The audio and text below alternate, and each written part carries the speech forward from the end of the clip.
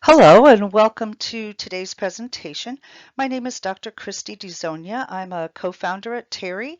I have 45 years plus experience in the field, and today I would like to talk to you about special needs life coaching, both how you might become a coach yourself if that's something that you're interested in, or in ways that you could use the services of a special needs life coach. There seems to be some confusion about what a life coach actually does. I think if you ask one person, they'll give you one answer and somebody else will give you a different one. So our brief answer to that is a life coach is somebody that helps people meet personal goals that they can't meet on their own. So here's a few facts about life coaches in general. There's about 10,000 coaches of all kinds in the United States. Most of them are female, average age 46 to 55. Most coaches that work full-time serve about 11 clients at one time, although many coaches only do this as a part-time job. And the coaching relationship on average lasts about 12 months. Now we have coaches who have worked much longer than that and coaches who have worked a much shorter period of time. It really just depends upon the needs of the person that you're coaching. A couple more facts about life coaches, particularly what they earn. On average, in the United States, a full-time life coach of any kind earns around $82,000 a year. Part-time coaches around $26,000 a year, and a huge spread in what coaches are charging hourly for their fee, from $40 to $500 or more an hour. It's always been very interesting to me that to date, Terry is the only organization we know of that offers training specific to supporting families whose children or adults have autism or other types of developmental disabilities. So this is really kind of a new career option. If you go online, you'll see people that are coaches and they'll say that they work with this population, but they have not typically received any specific training in order to do that. You may also not know that life coaching is not something that's certificated in the United States, so pretty much anyone can decide tomorrow, hey, I'm a life coach, but not necessarily have received any training for it.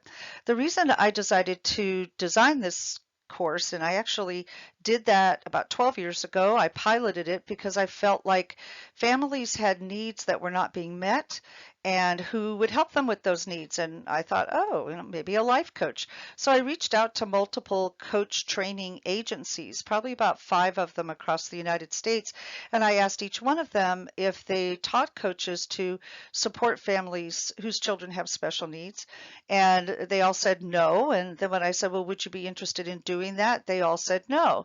So to me, that wasn't an okay answer, and I thought, well, then we'll develop something. So that's what I'm going to be reviewing with you in part in today's presentation. When you pilot something, you're never really sure about the answers to certain questions because, as far as you know, nobody's ever done it before. So one of our biggest questions was, is there really a need for special needs life coaches? Are we wasting our time training people to do this? And the answer that we came up with was, yes, there is a need. 4 million people in the United States have developmental disabilities of one kind or another. To date, 1 in every 59 children are being diagnosed with autism, and that's growing at a rate of about 10 to 17% each year. There's a 20% increase in children born with intellectual disabilities, 15% increase in children born with cerebral palsy, and 62 of every 100,000 adults have severe traumatic brain injury with enduring disabilities. So these stats are a little bit old. I think they're about 5 or 6 years old, but generally it paints the picture that there are quite a few people and families out there who are supporting folks who have some type of a disability, and there's no question that these families could all use more help than they currently receive from the government. Moving on the same topic, we also know that there's funding cuts. There's always funding cuts that are reducing supports to individuals and their families. So that just means we keep getting fewer services or fewer hours of services as the years go by. Getting services is also requiring more and more effort and assistance for families. Many families are having to pay money for attorneys or advocates to help them get the supports that they need. for their child or their adult. So there's a lot of work these days that goes into getting help when you need it. We've seen parent expectations increase. When we started the agency back in the 1980s, families had a much different headset about what they wanted and expected for their children with special needs. I think that's good. I think they have much higher expectations today than they had, 30, 40, even 20 years ago. And finally, limited services equals a need for new types of planning. And that goes back to the reason why I decided to design this course, because I see a gap. I see a gap, I see a need, and we need to continuously be coming up with new ways that we can help families and the children that we serve here at Terry get those needs met. What exactly does a special needs life coach do? Well, we really broke it down into two primary duties. Number one, they help families set goals and identify barriers to meeting those goals, and it all relates to quality of life. That's family quality of life as well as quality of life for the person who has the disability. Secondly, they help families design and achieve action plans. So it's really kind of a two-part process. Every family's goals are going to be different. Every family's ability to assist with action plans is going to be different. So it's a highly individualized process when you're a coach. It's really a family by family decision-making process. It's important to remember that coaches are not counselors. We're not trained to be counselors, and we are not trained to be therapists. We are instead someone, again, that helps families identify problem areas and come up with solutions to those problem areas, and then we help make sure that those action plans happen and are effective. After 12 years of providing this course, we've actually worked with people throughout the United States, coaches from Canada, Mexico, various parts of Europe, Australia. So we've had people kind of come to us from all over the place, and all of those coaches have their own idea of where they would like to specialize or what they would like to do. So this roughly falls into two categories. Some coaches really want to work directly with the parents and care providers. They may connect them to existing services and resources. They may go with them to meetings like IEP meetings or meetings with funding agencies. Some might do observations. An example of that is if a child is aging out of public school services and the families, are really too busy and don't have the ability to go look at a lot of adult program options, they may hire a coach that goes out and does that for them. A newly emerging use for coaches is lifespan support, and I want to talk a little bit more about that later because this idea has quite a bit of promise for many families. Obviously, problem solving, that's probably the primary job of a coach, and developing and conducting circles of support. If you don't know what those are, a quick description is that you would gather together a group of people who are willing to make a commitment in your child's life. It might be a small commitment, but a commitment nonetheless. And the coach can kind of organize, oversee, and work with those people so that it's not really just the parents who are overseeing their life quality. It's a group that is facilitated by a coach. There's probably 50 or 60 more ways that coaches specialize. This is just a brief list. Some of our coaches really prefer to work directly with the child or adult who has special needs, and they've done this in a myriad of ways. I'll tell a few stories about it a little bit later on, but they might be helping someone learn specific skills. They might be helping them access social or leisure activities. We've had coaches who have literally signed up for courses at a community college along with the person they're serving, and the two of them attend the class together until the person gets comfortable with being on a college campus. We also have provided help on the job for individuals who are looking for work, and certainly assuring delivery of their life quality plan.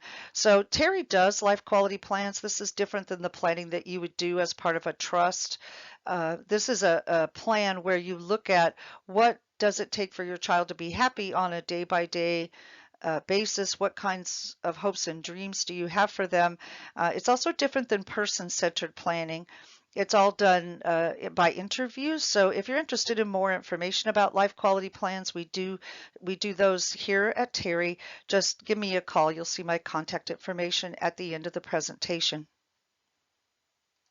We'll often get calls from people who ask us, should I become a special needs life coach? I just don't know, is that a good fit for me?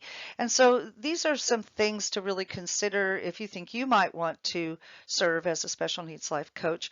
First, you really need to have some degree of experience with individuals with developmental disabilities. People that don't have that have a tendency to not do well in our coursework. But more important than that, that experience I think is just sort of pivotal. We've had siblings, parents, professionals in the field, a wide range of people that have successfully taken our course. But those that don't have that experience, I just think that's something that you need to have in place in order to become a life coach. Next is you have to have the time to devote to learning the coaching skills. Third, you need to have time to support families and individuals. It's really not okay to make a commitment to a family who's in need, sometimes in crisis, and then walk away or be inconsistent in your delivery of that help. You have to be self-motivated. As far as we know, again, Terry's the only place that's offering this kind of training, so you can't go online and look for jobs available to be a special needs life coach. You really have to go find the families that you'll serve on your own and basically have your own practice. I think most importantly, the people that are most successful as life coaches, special needs life coaches, have a passion for helping and they really believe that they have something to offer. I think that of all of these is probably the number one criteria. I'd like to talk for a few minutes about our particular class and what it looks like and what the commitment is to taking it. So we offer the class online. It is asynchronous. You can log on anytime that you want to during the day or during the week to take the classes. We offer them 3 times a year. The class is 16 weeks long.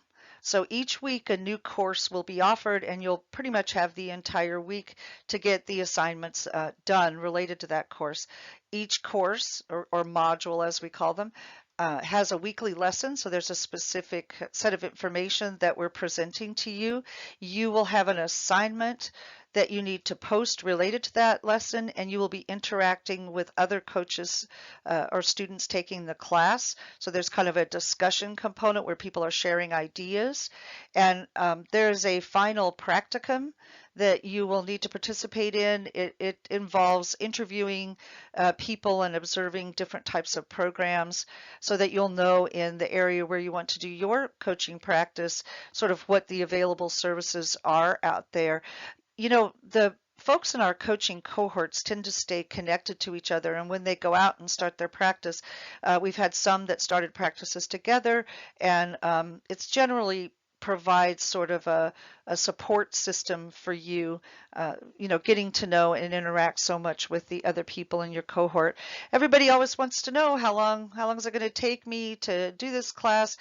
On the high end, about 3 hours a week to get through everything required in the course. Some people do it much more quickly. Some people take a little bit longer, but this is sort of a high end average of your time commitment. The final project itself takes about 12 hours, but you can spread that out across the 16 weeks and be doing portions of that as you go along. The course is roughly broken down into 3 primary subject areas. The first one has to do with understanding and supporting families who have children or adults with special needs. So we talk a bit about different stages of life, different times in life when families are more likely to need support, such as when they're getting the initial diagnosis, when their child's becoming an adolescent, when their child is ready to transition into adult services, or when the family members themselves are aging and looking up at the future and how they're going to secure that for their child. The next section is how do you actually coach? What does it look like? And in this part, we provide forms and interview protocols and all kinds of tools. We have you practice coaching. We critique your coaching. So that's part two, sort of how do I actually do this? And then part three is how to establish and successfully market a coaching practice. So that roughly shows you what is covered during the 16 weeks. For a little more specific detail, here's the topics, the actual topics of the different modules. So modules 1 through 7, which is understanding families who have children or adults with special needs. You can take a look here. We talk about coaching. We talk about how to think about disability. We very much don't look at disability as a tragedy or a social problem. So we have a certain perspective on disability that we feel is important for our coaches to have. How to work with families who are just learning about their child's disability or at different stages, as I said earlier, throughout the lifespan.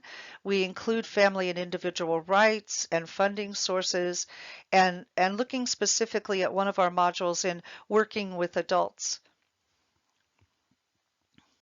In the second section of the class, modules 8 through 12, that's where we talk, like I said earlier, how we uh, teach you how to become a coach. So we show you how to assess the needs of the family. When you first meet a family, usually who's asking you to be their coach, usually they have a single pressing concern that they want you to address. But as you talk to them, you usually find that there's really a host of concerns and needs. And this tells you how to sort of sit down, get that information, and help the families prioritize what they want to tackle with your assistance. Next is setting up your coaching sessions. How do you make that happen? How do they look? Third is how to listen and communicate effectively, solving conflicts and problems by partnering with people. And we do a good coach, bad coach training where we have you look at actual examples of coaching sessions that are not done well and those that are done well, so you can kind of see what to do and what not to do. Again, all the forms that you need to assess or set up goals or develop action plans, as well as follow up, we provide you with the structure and the forms that you need to do that work. And the final set of modules is about how to set up and market your coaching practice. So we have our students develop a small website. We have them look at all the paperwork that you need to fill out in order to, insure yourself and in order to have your business license. We talk a lot about marketing and all the different ways that you can let people know you're out there and able to help them, and how to keep clients and how to get those clients to refer you to more clients. So that's what the third and final part of the class covers. I wanted to take a few minutes to talk about ways that families have used some of the special needs life coaches that have gotten their training through our program. So the first was we had a family whose child was placed in a group home. It wasn't a Terry group home. It was one run by someone else. And both the mom and the dad worked, and they just didn't have the time to monitor that placement as closely as they wanted to do. So they actually gave a coach a monthly stipend, and that coach spent, I think it was a couple hours a week, dropping in at their daughter's group home and just sort of checking things out, seeing how things were going, talking to staff, and then they would report back to the family. Another family was looking for appropriate educational services, in this case, for their child. So their child was aging out of public school. They were overwhelmed with the idea that they were now moving into adult services. So that particular coach went out and looked at all the options in their local community for adult day program services, and helped them kind of weed through that, and narrowed down the programs that the families really needed to go visit on their own. As time passed, the same became true for residential, so they rehired that coach for a similar purpose. I talked to you a little bit about our life quality plans, and basically as parents, whether you have a formal plan or not, your job as a parent of a child or adult with special needs is to oversee their life, right? To make sure that it's happy and that they have all the care that they need, that their life is safe. But we've increasingly been hearing from parents who are older, most of them that we've heard from have been in their, say, their 70s or 80s, and they are looking up and realizing that they're not going to be able to provide advocacy for their child a lot longer, and they don't have a family member or someone else who can take that job on. So these families have been leaving in their trusts. All of them have had special needs trusts who have contacted us. They've been leaving funding in there specifically to hire a special needs coach that will then do what they used to do when they're no longer able to do that. Friendship development is a big one. I would tell you at least a third of the families that contact us say, my child doesn't have any friends. All he does is sit around and play on the computer. He really needs friends, and I'm at a loss. My um, favorite story was a mother who was in her uh, late 70s, and her son was in his 30s and still lived with her, and he didn't have any friends, and so she hired a coach to try to help this man with that concern. And in interviewing him, the coach said, "Well, what kinds of ways are you out there trying to make friends right now?" And his response was, I don't know what I'm doing wrong. I go to the strip club every Thursday night." And the coach went, "Well, that's probably not the best place to go to try to make friendships." So they developed a plan. He got this man involved in some activities that he was interested in. I think one of them was ecology. One of them was politics, and he got him a job at the voting booth, or a volunteer position at the voting booth, and that they kind of turned that around a little bit. And finally, his life skills. I think in different families and certainly in different cultures, there's particular skills that are very important for families that their child acquire the skills. For guys that are more capable, sometimes it's being safe and able to access community transportation.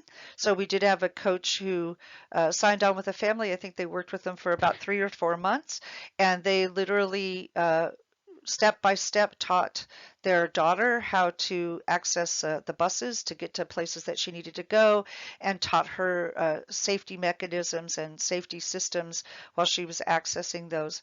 So those are some of the things that we've seen in these years, some of the reasons why families have decided to hire a special needs life coach. Since this presentation is recorded instead of live, I thought I would throw in here at the end some of the questions that we frequently get asked. The first is, how much does it cost to take this class? Well, the full cost for the class is $3,499 for the full 16 weeks, which, if you look out there at a lot of life coaching classes, is about a third of what regular life coaches, are paying to become trained.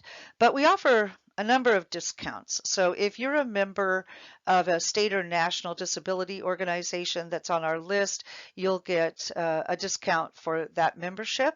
We also have a sliding fee scale if you have a financial hardship, and we offer the ability for you to pay for the cost of the class over time. Next, I have lots of experience in the field. Do I really need to take this course? Well, that's something only you can answer, but we do give you all the forms and information and structure that you need to get going.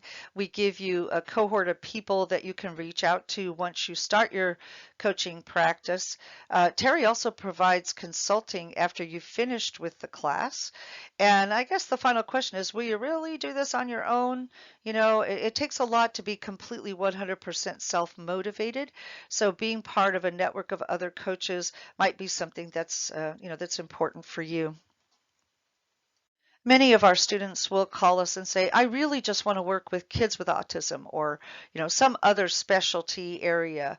One person said, I really want to just work on social skills for kids with autism. So like I said, there's hundreds of specializations that coaches want. Will the course help me do this? Well, I've already reviewed with you what the course is designed to do, so you kind of know what we talk about and what we teach in this class.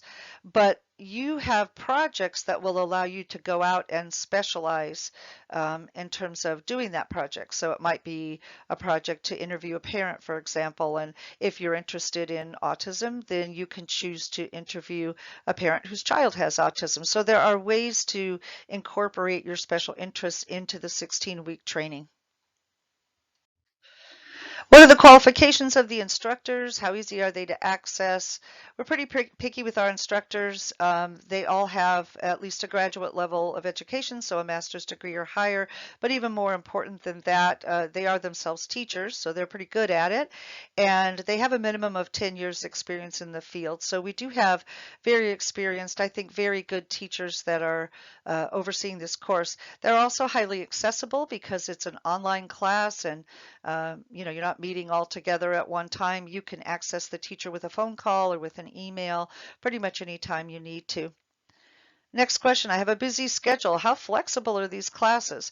Well, as we said before, a new module is posted on a Monday, and you pretty much have until the following Saturday and Sunday to get your assignments posted. So that's quite a bit of flexibility, and most people are able to find some way that you can fit it in. If I decide to become a coach, how much money will I earn? A fundamental question, especially when you're paying to take the coursework to become a coach. And the answer is, well, it depends obviously on whether you're full-time or part-time.